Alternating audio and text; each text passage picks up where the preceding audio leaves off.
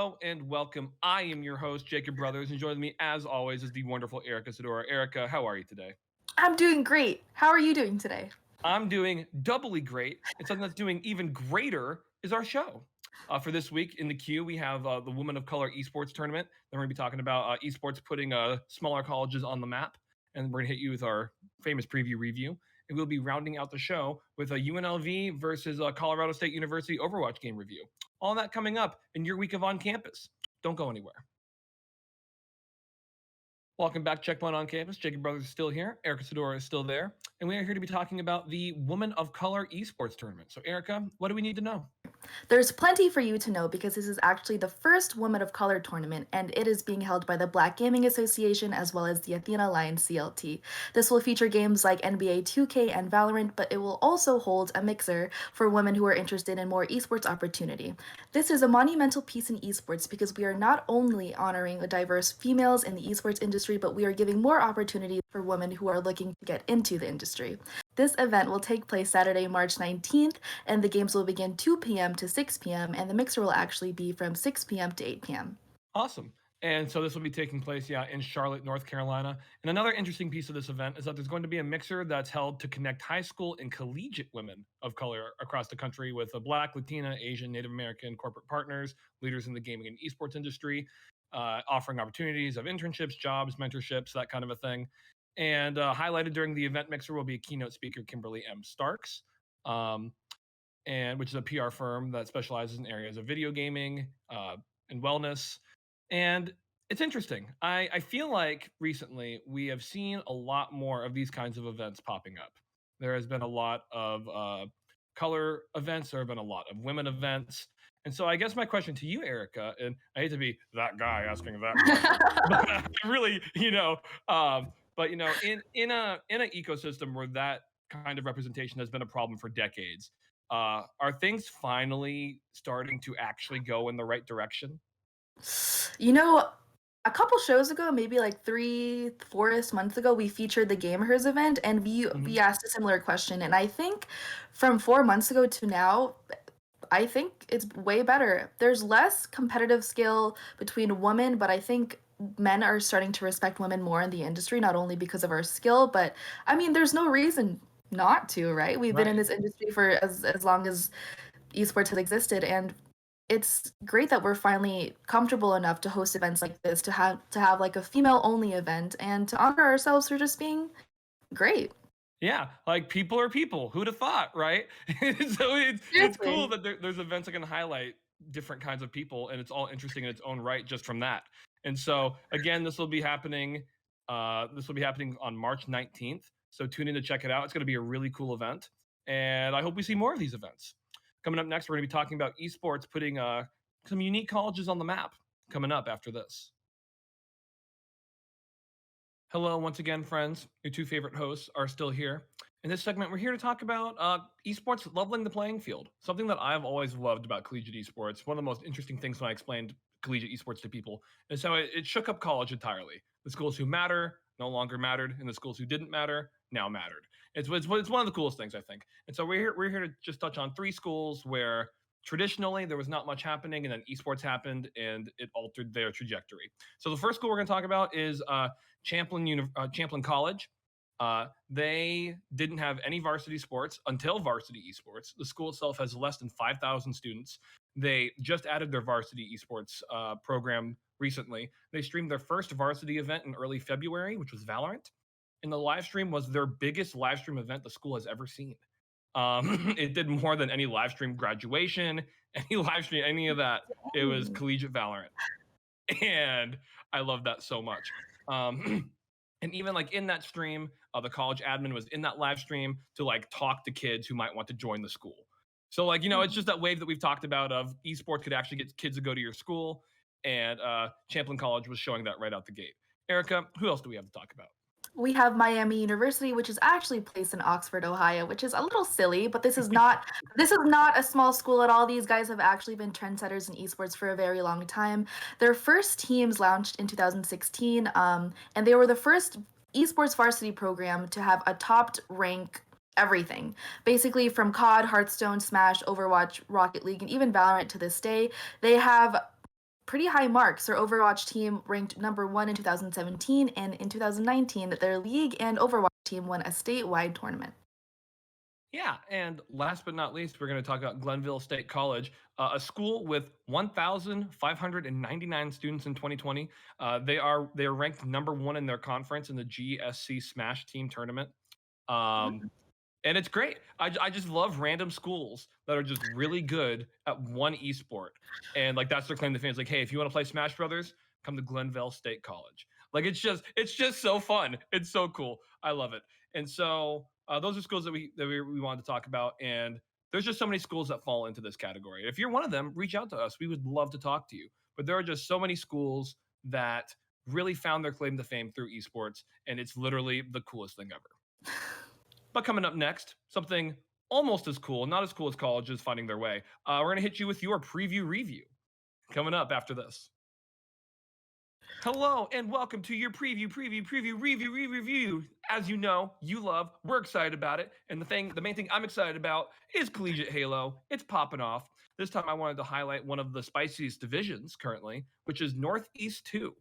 There is I like to call them the terrifying trio in the Northeast 2 division, and that is the 7-1 University at Buffalo, the 7-1 University of New Haven, and the 6-2 Ryerson University. And why they are terrifying is because they have a Pokemon type matchup kind of a thing going on right now, where Buffalo has lost to New Haven has lost to Ryerson, and Ryerson has lost to Buffalo. So all three of these schools have at least lost to each other at some point, which means that which means the competition is stacked. For those who remember, Ryerson was the winning team in the first College Halo tournament. So people were wondering if they were just going to kind of, just kind of cakewalk up to the highest again to go up against Arizona, who I'm pretty confident will be in the finals. And it looks like it's not going to be that easy. So competition is popping. People are cranking. Ninjas, gravity hammers. Halo's just the best esport. And to check it out, remember matches happen on Tuesdays at 5 p.m. CST. Now, Erica, what's happening in League of Legends? There is so much happening in League. I'm kind of nervous to talk about it because it might take up the whole segment, guys. But first, we are going to be talking about the Midwest Esports Conference, which is a part of CLOL, if you don't know. These conferences basically take about 6 weeks to finish, and then the playoffs happen, but we are so close to the playoffs. This week, we have teams like Drury, Purdue, Ottawa, and Arkansas participating. But what's crazy is for a long time, we've been talking about how Purdue has kind of been in sidelines, but this week they actually kicked some major butt. But the thing I really want to highlight is that the connection you have between your team members and your coaches really goes hard, because for Arkansas they actually had a player missing out, so their coach subbed in, which was incredible because his Jarvan was terrifying, and you never get to hear coaches actually being subbed in and playing. But this week it was kind of like for him. And if you want to watch these matches, please check out Unified Live. They will be coming out every week. There's also the Peach Belt Conference that you can check out as well. But I am so excited to see what the playoffs are going to look like and what CLOL in entirety is going to look like. Moving on, we have Proving Grounds, and you know how I feel about Proving Grounds. There's so much to cover, but most definitely the thing that's a little bit scarier nowadays is that the teams are getting smaller, and our pool of teams that we love so much is being kicked off the boat, because now we have like Bogged, Winthrop, Maryville Saints, and then EG Prodigies going up against each other, and it was crazy. So on Academy stream, there was actually Bogged versus Winthrop, EG Prodigies versus Ginger Turmeric, and on Unified live stream, there was Maryville versus Supernova and the other Maryville team, which is known as Maryville Saints, versus Wildcard. The matchup that left everyone feeling a little bit nauseous because of the previous Proving Grounds was Bogged versus Winthrop, because Winthrop only needed one more to make it onto the playoffs, and one more game they did. They actually went 1-2 against Bogged, and it was a bloodbath. There's nothing I can say except pure amazement for Winthrop, and we can talk about Winthrop all day, but I'm not going to for once. But team player Win Vex, wow. Just wow. And for other teams, EG versus Ginger Turmeric had a strong matchup, as well as Maryville going 2-0 against Supernova, but their Saints team actually went 0-2 against the Wildcard Aces. There's a lot of upset in my heart right now, but if you want to check out these streams, remember it's on Academy and the Unified Live Switch. And for more Proving Ground updates, please check them out. This is a wonderful time for Collegiate League players to really get their foot in the door, and for fans to be super excited. And for the rest of the esports world, check out our interns. Hello there. The tides have changed for CRL for week 3 of the league play. It has been very exciting game, so I won't take any more time to tell you. But crazy for the Eastern Conference, Penn State didn't even make it to the top 8 this time. For this week, on top we have Florida State University Garnet, then following under them, Brock University, Illinois Wesleyan University, West Virginia University, Florida Poly, NQU Esports, Waterloo Warriors, and Salute College. But on the western side, we have Boise State Orange still on top, still carrying the leadership board. Following under them, we got CU Boulder Black, San Jose State University, University of Minnesota, Texas Longhorns, UT Dallas, Texas A&M, and Long Beach. Here are some clips from last week's games. Hey everyone, welcome back to your weekly preview review for Valorant coverage. I am Jack Bridges, and again we are covering the Battle Academy Winter Saga. On March 5th, the last chance qualifiers went down, so it was the last time teams could compete to make it to the Battle Academy Winter Saga Championships, which are happening March 9th through the 13th, which is actually starting the day I'm recording this, so I should be able to cover that for next week. So we're going to get right into the quarterfinal matches and skip the first round. So we have UH Esports over USFCA Gold, USC Varsity over Mizzou Esports, GMU Esports over FGCU Valorant, and TAMU White over MNSU Valorant. So in Thursday's matches, which were the semifinals of the championships, we had UH Esports, USC Varsity, GMU Esports, and TAMU White. And so we had UH Esports over USC Varsity going to the championship, and TAMU White over GMU Esports. So in the championship match, we had UH Esports over TAMU White, a matchup that we see not too often, but we see these teams a lot. UH and TAMU are both very prevalent in this tournament. So in the championship, we had UH Esports take the dub and squeak out that last chance qualifiers for the tournaments. So like I said before, the championships are happening March 9th through the 13th, so I'll be able to cover that, and we'll be able to find the grand finale or the grand final champion for our Valorant Battle Academy Winter Saga tournament. So I hope you guys tune in next week, and thank you. This week in College COD started off with a lot more ranked games, headlined by number 3 Ottawa versus number 7 Arizona State, and number 12 St. Edwards versus number 6 Westcliff. There were other ranked teams to have a streamed game this week, as number 23 Akron, number 11 Texas State, and number 12 St. Edwards having 2 streamed games on Monday. Akron and Texas State took care of business winning their games. Ottawa displayed dominance, sweeping Arizona State, and St. Edwards won both their games, including a major upset over Westcliff. And Tuesday was probably the best day of streamed games this season. We were treated to a trio of ranked games. Number 19 UT Chattanooga versus number 18 High Point, number 13 Rutgers versus number 20 Davenport, and number 3 Ottawa versus number 4 Grand Canyon. UT Chattanooga swept their game dominantly, and Rutgers was able to narrowly avoid the upset, winning on the final round of Map 5 to win their Series 3-2. Ottawa took an early 2-0 lead, only to blow it and get dominantly reverse swept by Grand Canyon in what was probably the game of the year so far. The other results from Tuesday saw Brock University win 3-1, Utica win 3-2, and Shenandoah win 3-1. Hello everyone, my name is Jose and this is your weekly CSGO rundown. Let's get to it. The FACEIT Collegiate NA tournament has really gotten fired up this round. CMU Gold versus UF Orange went a long mile, with CMU coming on top with victories in Inferno and Overpass. UF Orange was able to win a round in Raj, but was unable to use that momentum to give them the edge over CMU. Inferno was the first and most hotly contested of the 3 maps, with CMU winning 19-17. Player 8 achieved the only pentakill of the match in that map. Now moving on to RIT Orange versus UCF Knights. The match was not as close as expected, but it was still intense, to say the least.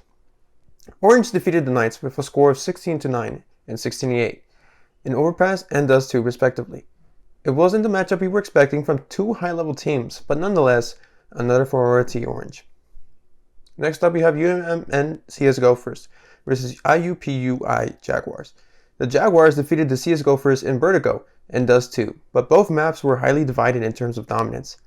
In Vertigo, for example, 3 players on the CS Gophers lineup achieved quadro kills, and in Dust 2, Jaguars player CMX achieved 3 quadro kills on his own. Moving on, in a convincing way, UT Austin defeated MSU Varsity 16-9 and 16-11, making UT Austin, RIT Orange, and Boiler CSGO the only teams without a loss in the tournament so far. This has been your weekly rundown, and I'll see you next time. It's Mel, back to review Overwatch news. So there was a lot of Overwatch played over the week, so let's jump right in. First off, we have the Florida Mayhem Winter Classic, which was won by NA contenders team Wisp. Redbirds took 3rd, Maryville took 4th, University of Florida took 7th, and HU Storm took 8th. Redbirds beat Maryville 2-1 in round 3 of the losers bracket, locking Maryville into 4th place, and then Redbirds fell 2-0 to Solaris, securing 3rd. Next up, we have the Ccs Swiss Stage. This weekend ended round 6 of Swiss Stage matches, and we still have clean sweeps in the regions. Those are from the East, Bay State, Northwood, University of Florida, and HU Storm, and from the West, UTD Esports, TAMU Maroon, Maryville University, Redbird Esports, Boise State University, and UCI Esports. Last, but certainly not least, we have Naystar League Round 7. So, with only 9 rounds in the regular season, we are nearing the end, and teams are starting to lock in their places in playoffs. So, at the top of each region, we have from the Northeast 1, Bay State and RIT Orange tied for 1st, Northeast 2, HU Storm, Midwest 1, Northwood, Midwest 2, Redbirds, Southeast 1, USF Gold, Southeast 2, Converse Esports, South, UTD Esports, and West, UCI Esports. So there's still time for plenty of upsets in many of these regions, as 2nd and 3rd place teams are only really down a match in most cases. However, these last 2 rounds are going to be really critical for those just out of reach of those playoff spots. I leave you with a clip from Illini Esports Orange of a beautifully done TP shatter from Crimson. Effective, but I mean, UW Stout, they're being eclipsed at 60% mark now on the objective. They need to find an opening stat. They have some ability for Master Bubble to maybe get in, but they're being beamed down by those turrets.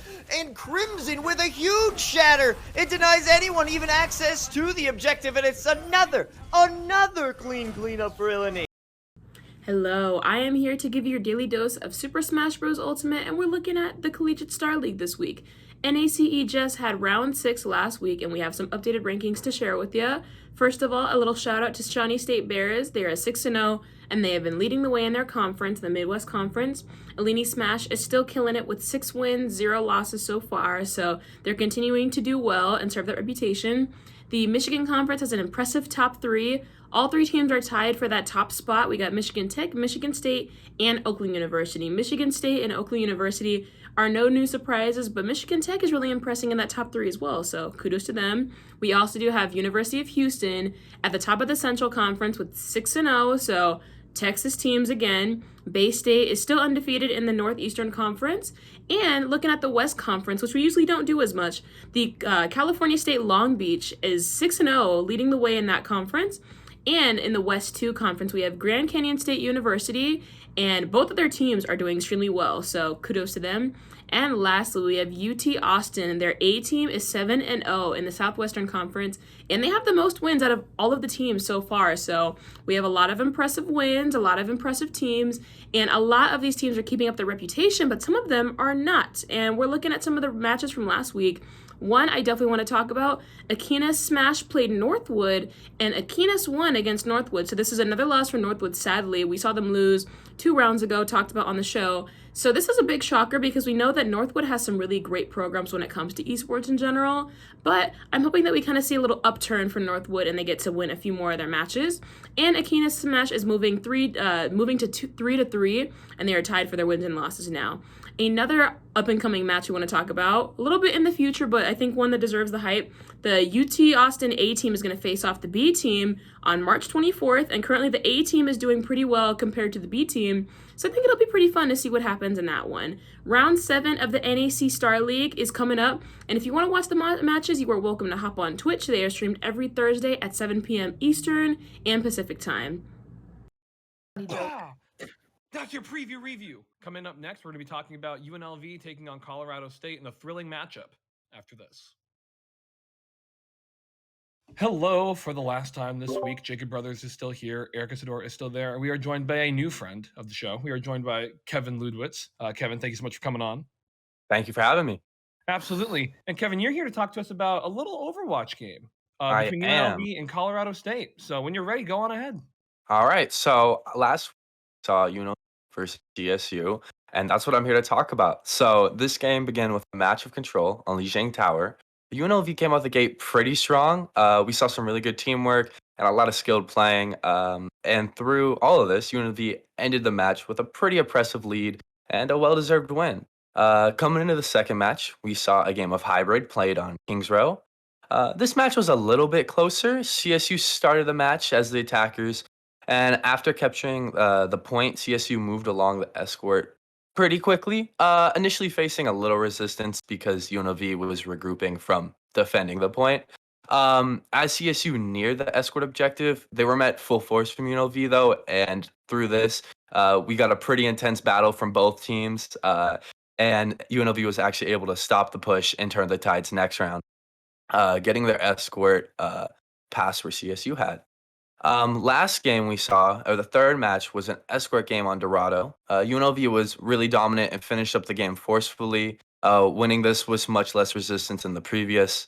We saw some great plays from our UNLV team. One in particular I remember was our UNLV's Reinhardt getting a team kill on Kings Row. So that was pretty great to see. So good job and good luck to our UNLV Overwatch team. And make sure to stop by and check out some of the future streams. Thanks for that, Kevin. And as we know, the Mountain West is incredibly competitive. They have their own streams that people love to tune into. So my question to you, just vibe check of the entire Mountain West. Yeah. Do you think UNLV is the best team in the Mountain West as of right now? Personally, I'm willing to say yes. Watching this game, and if you watch other games, UNLV quite impressive. Our teamwork, skill in general. I would say yeah.